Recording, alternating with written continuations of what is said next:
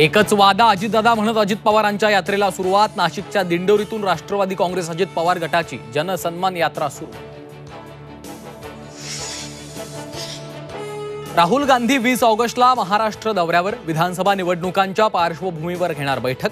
राज्यातल्या काँग्रेसच्या तयारीचाही घेणार आढावा। कांदा प्रश्नी महाविकास आघाडीच्या खासदारांचं आंदोलन। गळ्यात कांद्यांच्या माळा घालून सरकारचा निषेध। कांदा निर्यात बंदी उठवण्याची मागणी।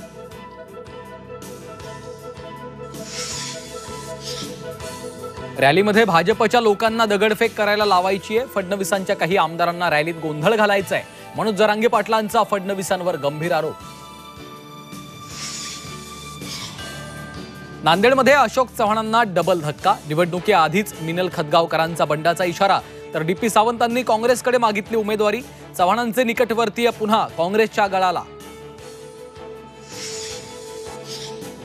परिस्थिती बदलली की तुमची भूमिका बदलते। जनहित याचिकांद्वारे खेळ खेळला जातोय।